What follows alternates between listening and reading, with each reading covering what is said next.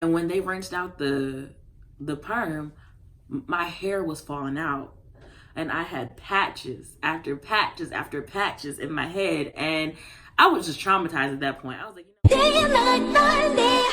All I got to say is it's over, girl. All the things I do to you. Hey y'all, what is up? I am back again with another one. Before you say anything, don't hate me. Please don't hate me.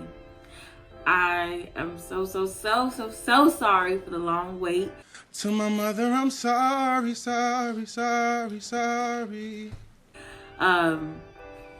upload, it's been like a motherfucking down 5 months. I was rooting for you. We were all rooting for you. How dare you?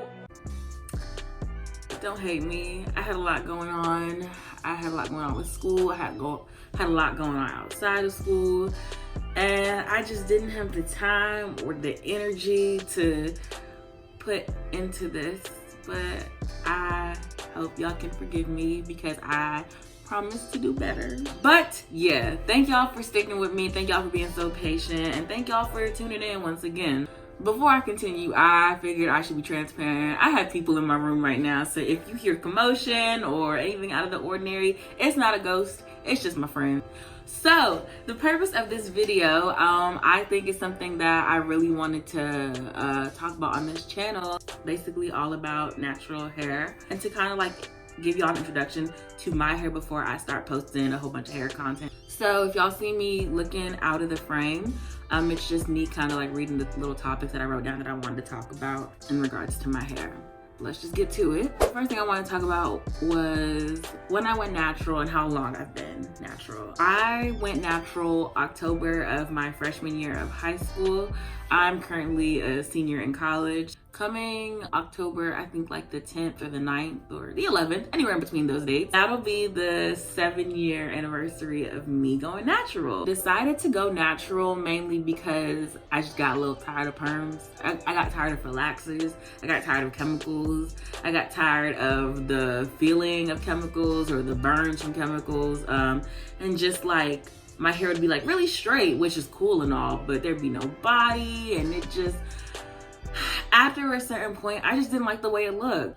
So the next thing I had put down was, did I transition or did I big chop? I actually transitioned for about a year and a half, I think, before I big chopped, because I was too scared to cut my hair. There was so much pride in like hair length and just how my hair looked, and I was too scared to cut.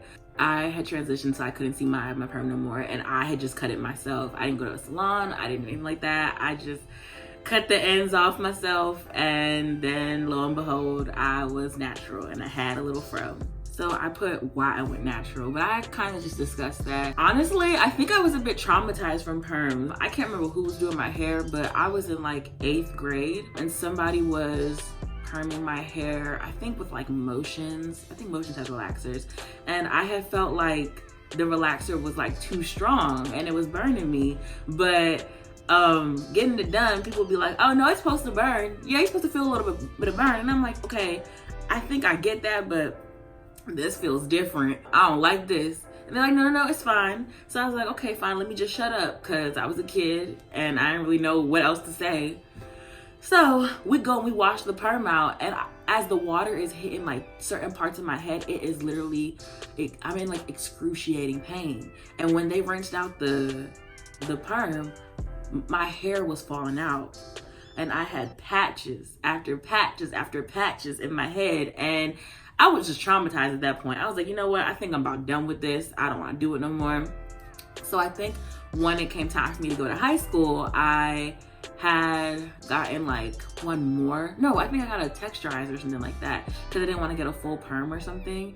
And when it came time for me to get like my next perm or relaxer, I should probably use the proper terms, but like relaxer, I was just really like hesitant, and I kind of told my mom I didn't really want to. And she was just like, okay, well, why don't you just try putting your hair in braids for a while? And I think that's kind of what I ended up doing. Just a bunch of protective styling until I kind of decided that, like, officially, like, I just didn't want to apply chemicals to my hair anymore. The next thing I have is my natural hair type and porosity.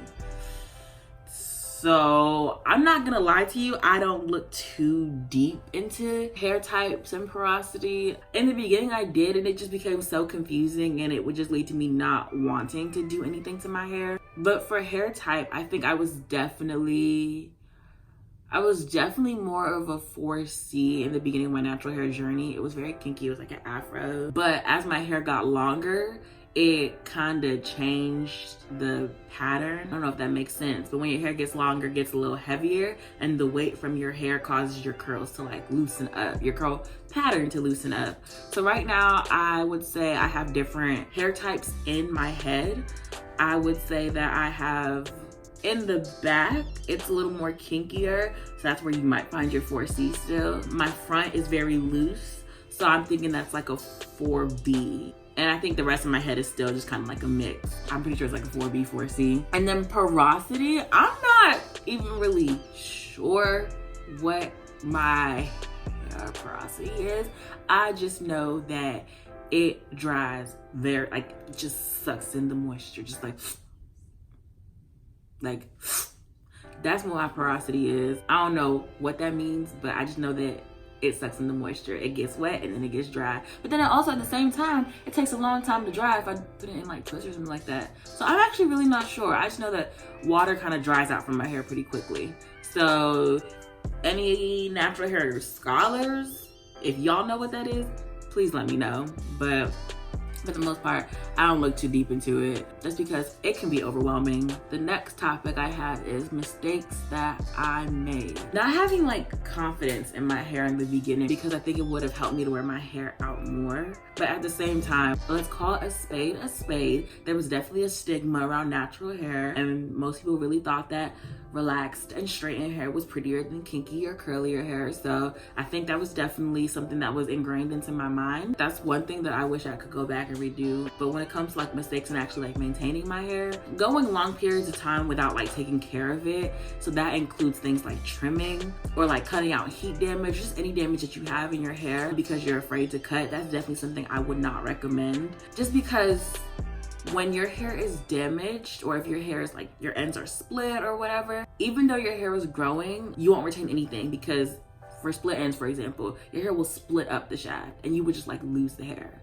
So there's really no point in like keeping the not so good parts of your hair in. So I would definitely say just cutting out your damage was a mistake that I made. I was getting sew-ins a lot, and like getting sew-ins with leave out would cause me to have to like straighten my hair a lot in the front because the textures wouldn't match. And I remember just like when I first started going natural, my front was also still really loose, or it was looser than the rest of my hair. And then like even when you are going natural and you wet your hair, it'll be all stringy and straight, and it's just not a good look, boo. It's just not a good look. So cut out your damage, let that damage go. It don't got no place in your hair. So another mistake I made was trying to like put everything in my head. Every single product, every single curling cream, every single like conditioner. Just feeling like I had to have a whole bunch of products in my hair. And if I didn't have the products in my hair, then I wasn't taking care of my hair. I, over time, learned that less is more when it came to my hair. Now everyone's hair is different, so I won't say that that's like something that everyone needs for their hair, but I definitely noticed that like less was more as I went on, because products would just weigh down my hair. It'd become really greasy, all for some definition that I just, you know, wasn't really getting in the beginning. I had also learned that in the beginning of like your natural hair journey, you don't necessarily have a curl pattern, or I didn't. And as you like progress like in your natural hair, the pattern will naturally form, but in the beginning it's just not as present. And I was like forcing the curl pattern to come because I wanted curly hair. So that was definitely a mistake that I made, just not realizing that less is more when it came to my hair. Another mistake I think I made with my hair is not being patient with it, just wanting it to grow and being real pressed for like how long it looked instead of focusing on whether it was healthy, because your hair can be really long, but if it's not healthy, then it's kind of just like, again, what is the point? I was paying a lot of attention to length and not health of my hair. So for some time, I don't want to say it was unhealthy. I wasn't really doing anything to make sure it was healthy. So the next thing that I have on this list is what helped my hair grow the most. I swear by protective styling, braids, twists, wigs, anything that doesn't require you to be all in your head is something that I think really helps with growth. Only because I just noticed, like, when you have braids in, your hair will grow.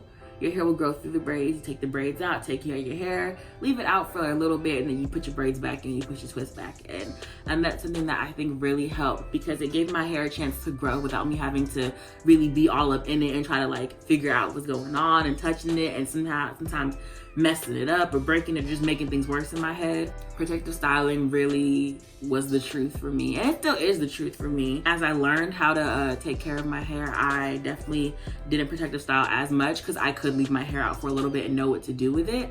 But when I was trying to get it to grow the most, I would just put it up in a style. But that was basically it. Not putting too much product in my hair, keeping it protected. Basically, low manipulation is what helped my hair grow the most. It's so easy to want to just like be all up like, okay, I gotta do this, I gotta do that, I gotta do this, I gotta do that in your hair. But sometimes if you just leave it be, it does the work.